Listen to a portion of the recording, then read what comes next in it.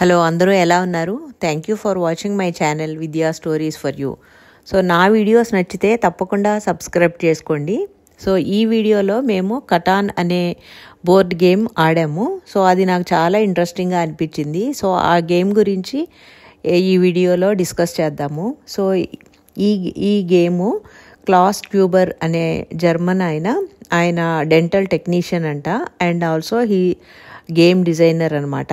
So ఆయన invent చేశాడంట. ఈ గేమ్ పేరు ద సెటిలర్స్ ఆఫ్ కటాన్ అంటారు. సో ఇది రిలీజ్ 1995లో రిలీజ్ చేశారు. తర్వాత అది చాలా వరల్డ్ వైడ్ సక్సెస్ అయిపోయింది. మిలియన్స్ ఆఫ్ కాపీస్ సేల్ అయినాయి అంట.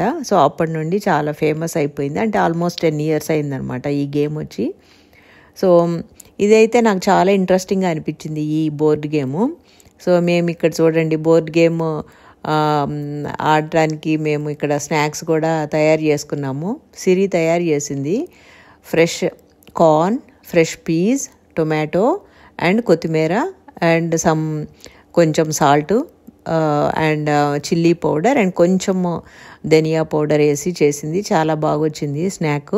సో గేమ్స్ ఆడేటప్పుడు బాగా ఆకలి అవుతుంది కదా, అంటే మంచి స్ట్రాటజీస్ వాడాలి, కొంచెం బుర్ర వాడాలి కదా. సో అలాంటప్పుడు బాగా ఆకలి కూడా వేస్తుంది ఇలా గేమ్స్ ఆడేటప్పుడు.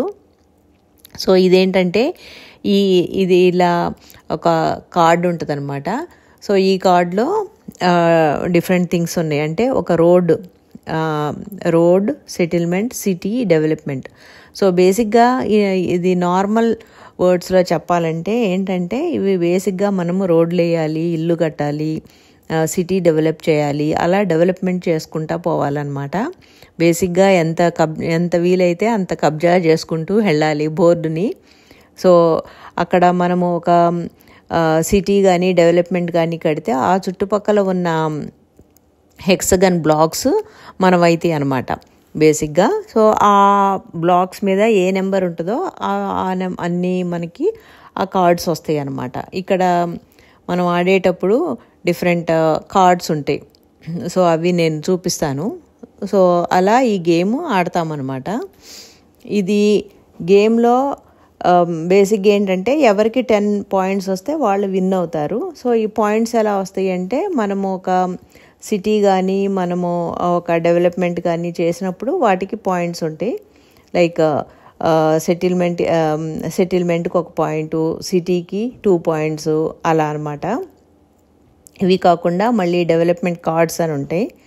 సో లాంగెస్ట్ రోడ్ ఎవరు వేస్తే longest road or longest army చేసిన వాళ్ళకి మళ్ళీ 2 points ఉంటాయి. సో ఇలా అనమాట. ఇలా బేసిక్గా ఫస్ట్ 10 points ఎవరికి వస్తే వాళ్ళు విన్ అయినట్టు అనమాట.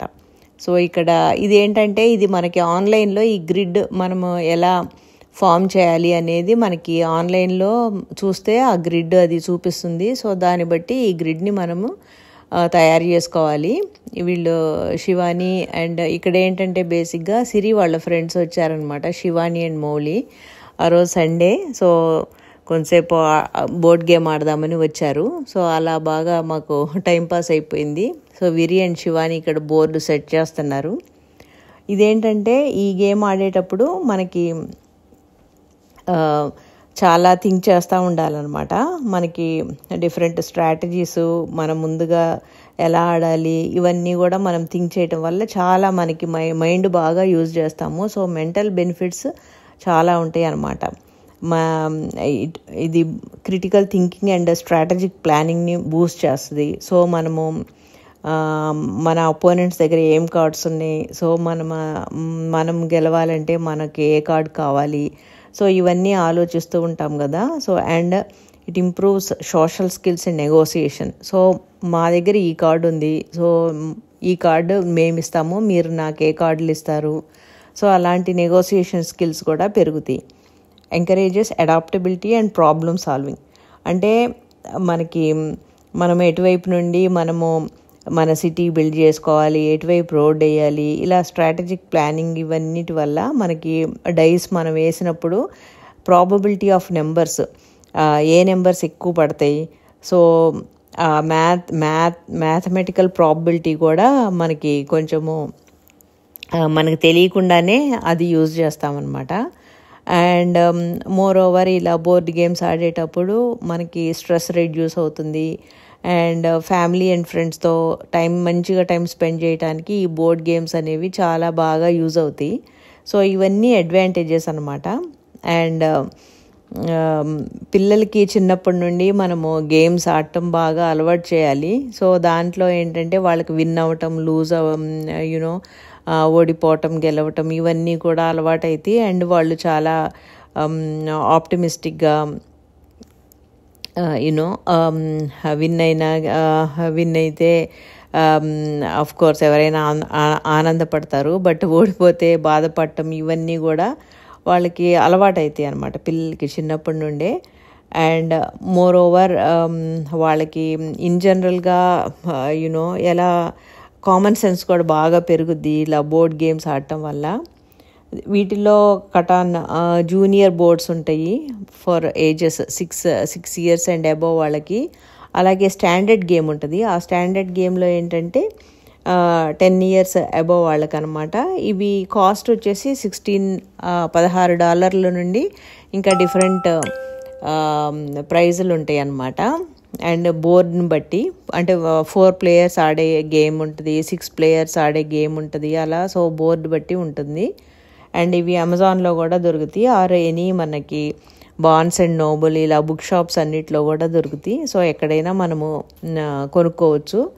అండ్ ఇంకోటి ఏంటంటే మనము ఈ గేమ్ ఆడేటప్పుడు మనం డైస్ వేసినప్పుడు మనకి ప్రాబబిలిటీ ఆఫ్ నెంబర్స్ ఏవి ఎక్కువ పడతాయి ఆ నెంబర్స్ పడే దగ్గర మనము హౌస్ కట్టుకుంటే మనకి పాయింట్స్ ఎక్కువ రావడానికి అవకాశం ఉంటుంది.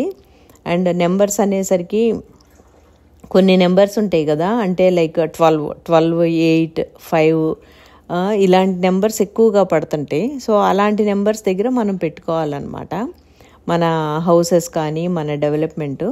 బేసిక్గా ఎంత వీలైతే అంత స్ప్రెడ్ అయిపోయి మనం హౌసెస్ని డెవలప్మెంట్ చేసుకుంటూ వెళ్ళాలన్నమాట. అండ్ నెంబర్స్ అనేసరికి కొన్ని నెంబర్స్ చాలా గమ్మత్తుగా ఉంటాయి కదా. లైక్ ఫర్ ఎగ్జాంపుల్ 13 అనే నెంబరు ఎస్పెషల్లీ యూఎస్లో అది చాలా అన్లక్కీ నెంబర్గా కన్సిడర్ చేస్తారు. 13 అంటే చాలామంది లైక్ చేయరు ఇక్కడ. ఎందుకంటే 13 అనేది లాస్ట్ సప్పర్లో లాస్ట్ 13th పర్సన్ ఎవరంటే జుడాస్ ఇస్కారియాట్ అనే అతను. సో అతను జీసస్ని బిట్రే చేశాడని చెప్పేసి 13 number is for betrayal and misfortune అని చాలామంది బిలీవ్ చేస్తారు. చాలామంది యాక్చువల్గా ఇండియాలో కూడా కార్పొరేట్ ఆఫీసెస్లో లిఫ్ట్లో నెంబర్ 13 అనేది ఫ్లోర్ ఉండదన్నమాట. 13th ఫ్లోర్ ఉండదు, 12 ఉంటుంది, తర్వాత మళ్ళీ 14 ఉంటుంది, 13 మాత్రం తీసేస్తారు. సో ఆ సూపర్ స్టిషన్ చాలామందికి ఉంటుంది. అండ్ అలాగే నెంబర్ 12 అంటే it is like harmony and completeness అని. లైక్ చాలామందికి 12 అనే నెంబర్ బాగా నచ్చుతుంది. లైక్ ఫర్ ఎగ్జాంపుల్ మనకి 12 12 months ఉంటాయి. అండ్ మన జోడియాక్ సైన్స్ కూడా 12. So 12 is a good number అని అనుకుంటారు. అలాగే నెంబర్ 7 అంటే it's for completion, perfection and luck అని కూడా అలా అంటారు. సో ఇక్కడ ఈ గేమ్ ఆడేటప్పుడు 7 వేస్తే ఎవరి దగ్గర అయితే 7 cards కంటే ఎక్కువ ఉంటే వాళ్ళు హాఫ్ పెట్టేయాలి. అండ్ రాబర్ అని ఒక అతను ఉంటాడు. ఆ రాబర్ని మనం ఎక్కడైనా పెట్టి వేరే వాళ్ళని బ్లాక్ చేయొచ్చు. సో 7 పడ్డప్పుడు ఆ ప్రివిలేజెస్ ఉంటాయి. ఓవరాల్ ఇది చాలా ఇంట్రెస్టింగ్ గేమ్. ఇప్పుడు దాకా మీకు తెలియకపోతే ఇది మీరు కొనుక్కొని ఆడండి. మేమైతే చాలా ఎంజాయ్ చేసాము, చాలా ఫన్గా అనిపించింది నాకు. మీరు కూడా చాలా బాగా ఎంజాయ్ చేస్తారు. అండ్ మోర్ ఓవర్ మనకి ఎప్పుడన్నా హాలిడేస్ గెట్ టుగెదర్స్ అయినప్పుడు ఇలాంటి గేమ్స్ ఆడుకుంటే మనకి చాలా చాలా ఫన్గా చాలా హ్యాపీగా గడిచిపోద్ది టైం అంతా. ఆ రోజు మేము 2 games ఆడాము. అరౌండ్ 4 hours పట్టింది. చాలా బాగా ఫన్గా గడిచిపోయింది ఆ రోజంతా. Thanks to Shivani and Mouli for the good board game and good time. And మీరు ఈ గేమ్ ఇప్పటిదాకా ఆడకపోతే తప్పకుండా కొనుక్కొని ఆడండి. Have fun. బాయ్.